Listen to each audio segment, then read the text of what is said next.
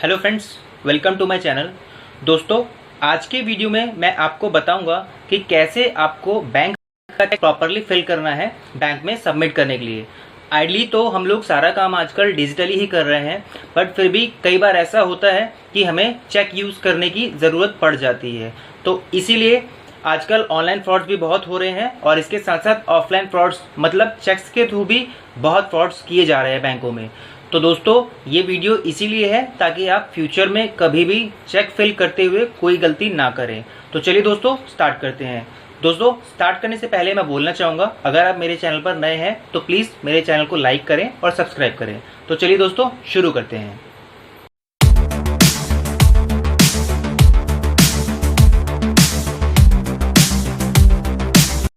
दोस्तों, चेक का इस्तेमाल हम लोग 3 तरीके से कर सकते हैं। सबसे पहला तरीका, चेक के थ्रू हमें खुद पैसा निकालना हो तो हम चेक लेके जाएंगे, उसको फिल करेंगे और बैंक में सबमिट कर देंगे।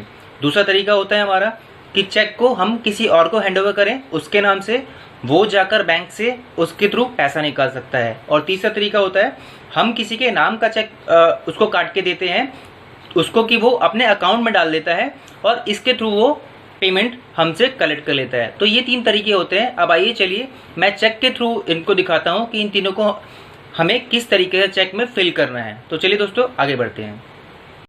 दोस्तों, ये पहला तरीका होता है जिसको कि हम सेल्फ के थ्रू भरते हैं। तो चलिए देखते हैं चेक में क्या क्या डिटेल्स होती हैं।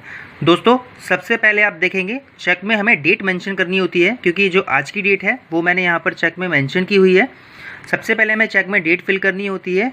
चेक में आप यहाँ पर देखेंगे चेक में ब्रांच का नाम हमेशा मेंशन होगा और चेक का आईएफएससी कोड मेंशन होगा आपका, जो कि हर चेक पर प्रिंट होता है आपका।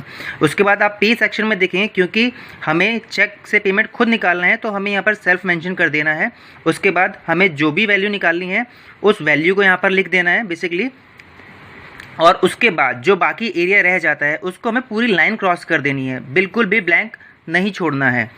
अगर आप ब्लैंक छोड़ देते हैं तो चांसेस रहते हैं कि आपके साथ फ्रॉड हो सकता है। तो हमेशा जब आपने जो अमाउंट फिल करना है उसको फिल कर लिया और उसके बाद उस लाइन को कट कर दीजिए, क्रॉस कर दीजिए, ताकि कोई उसको ओवरराइट ना कर सके। उसके बाद यहाँ पर हमें न्यूमेरिकली तरीके से नंबर मेंशन कर देना होता है, अमाउंट का वैल्यू, और यहाँ पर साइन कर देने होते हैं। हमेशा याद रखना होता है कि साइन हमेशा अपने नाम के आप ऊपर करें तो ही वो चेक ज़्यादा बेटर होता है और वैलिड माना जाता है। यहाँ पर आपका अकाउंट नंबर मेंशन होता है जिस अकाउंट के थ्रू आपके से पैसा निकलना है बेसिकली।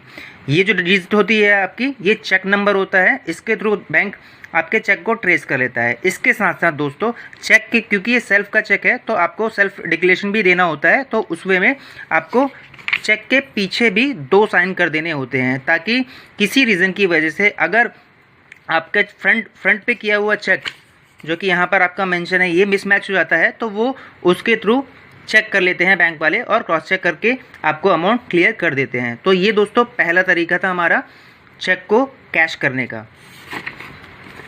अब ये दोस्तों हम देखते हैं दूसरा तरीका है हमारा। इसमें हमें सिमिलर, पहले आपको यहाँ पर डेट मेंशन करनी होती है, सेम चीज़ आपका बैंक का नाम, सारी चीज़ें मौजूद हैं। जिसको आपको चेक देना है, जो आपके बैंक से पैसा निकालना चाहता है आपके अकाउंट से, यहाँ पर उसका नाम आ जाता है, यहाँ पर वो अमाउंट आ जाता है। सेम जैसा मैंने आपको पहले बताया था, ये लाइनें पूरी क्रॉस कर देनी है, इसमें बिल्कुल भी गैप नहीं देना है। यहाँ पर वैल्यू फिल करनी है, यहाँ पर अकाउंट होल्डर का नाम आ जाएगा जिसके अकाउंट से पैसा कटना है, और यहाँ पर सिमिलर आपका चेक नंबर जैसे पहले था, और इसके पीछे भी आप 2 सिग्नेचर करके देते हैं जिसका अकाउंट है बेसिकली।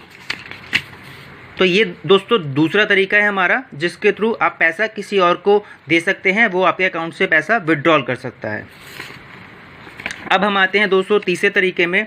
इसमें सारी डिटेल्स वैसे ही फिल हैं जैसे कि मैंने पहले और दूसरे चेक में फिल की थी। इसमें सिर्फ फर्क इतना है क्योंकि इसमें आपको चेक उसके अकाउंट में देना है, उसके हाथों कैश नहीं करवाना है। तो यहाँ पर आपको 2 क्रॉस कर देना होता है बेसिकली। ये सिंबल होता है अकाउंट पे का, इसका मतलब है कि ये अमाउंट उनके अकाउंट में ही जा सकता है, आपके उनको कैश नहीं दिया जा सकता है। ये तरीका है। तो इसके पीछे दोस्तों, जब आप सेल्फ का चेक और जब आपने अपना चेक किसी और को उसके नाम से दिया हुआ है, उस केस में विड्रॉ करते वक्त आपको अपनी आईडी प्रूफ ज़रूर देना पड़ता है। अगर आप अपना सेल्फ का चेक लेकर कैश करने के लिए गए हैं तो आपको अपनी आईडी प्रूफ भी दिखाना पड़ता है। आधार दिखाइए, सबसे बेस्ट तरीका है। और जब कोई दूसरा बंदा आपका चेक लेकर कैश करने के लिए गया है तो उस वक्त उसको अपने आधार कार्ड की एक कॉपी बेसिकली दिखानी पड़ती है, जिसके थ्रू कैश होता है। तीसरे ऑप्शन में, अकाउंट पे ऑप्शन में, आपको किसी भी तरह के आईडी प्रूफ की ज़रूरत नहीं पड़ती है, क्योंकि वो अकाउंट ऑलरेडी बैंक के थ्रू वेरीफाई होता है। तो दोस्तों, ये सिंपल तरीके हैं, सिंपल सावधानियां हैं, इनको आप बरतेंगे तो आपको चेक के थ्रू कभी फ्रॉड नहीं हो सकता है। आज का वीडियो मेरे को एक कस्टमर ने बोला था कि सर हमें बताइए चेक कैसे फिल करना है। दैट इज़ द रीज़न कि अपने लीक से हटकर मैंने ये वीडियो बनाया है। आई होप आपको मेरा आज का वीडियो पसंद आया होगा। आज का वीडियो मेरा आपको कैसा लगा, प्लीज़ मुझे आप कमेंट करके बताइएगा। Thank you so much.